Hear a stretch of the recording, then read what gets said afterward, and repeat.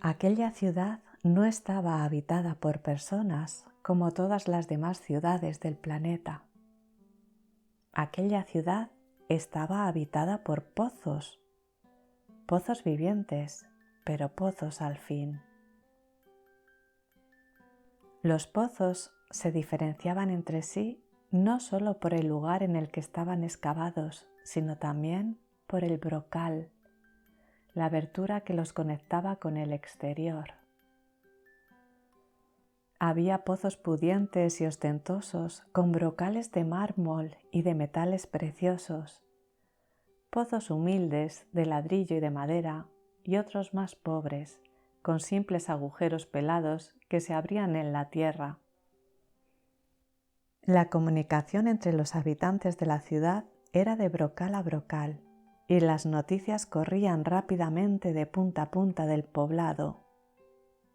Un día llegó a la ciudad una moda que seguramente había nacido en algún pueblecito humano.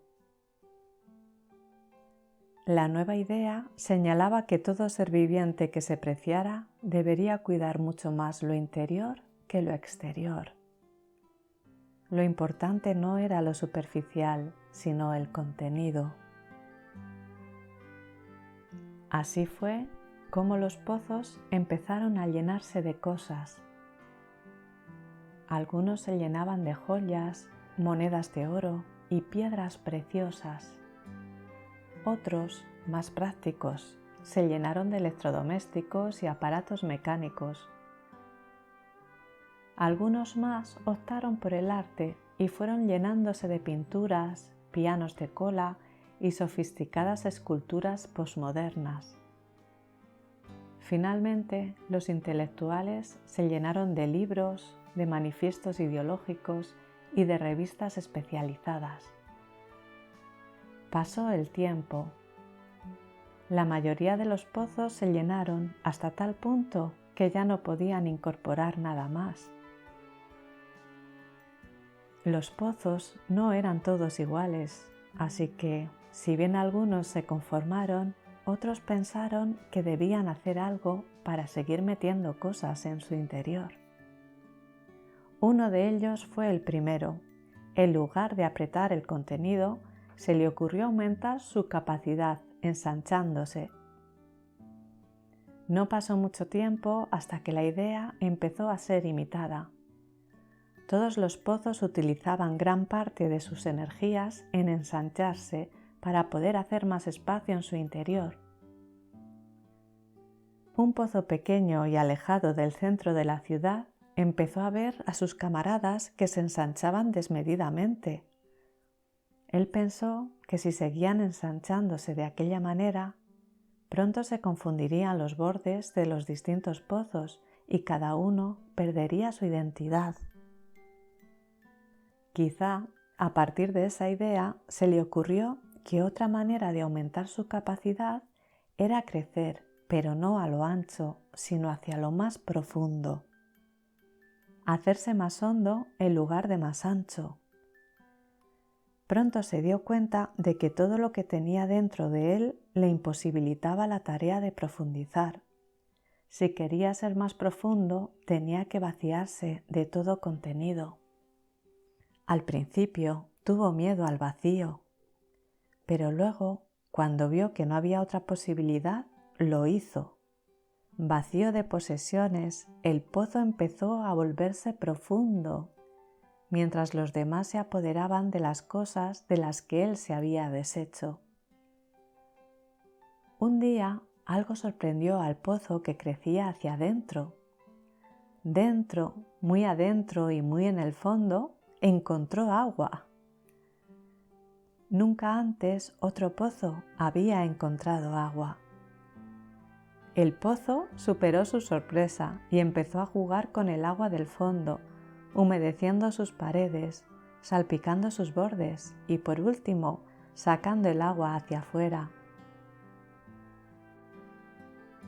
La ciudad nunca había sido regada más que por la lluvia, que de hecho era bastante escasa. Así que la tierra que rodeaba el pozo, revitalizada por el agua, empezó a despertar. Las semillas de sus entrañas brotaron en forma de hierba, de tréboles, de flores y de tronquitos endebles que se convirtieron en árboles después. La vida explotó en colores alrededor del alejado pozo, al que empezaron a llamar el vergel. Todos le preguntaban cómo había conseguido aquel milagro. No es ningún milagro, contestaba el vergel.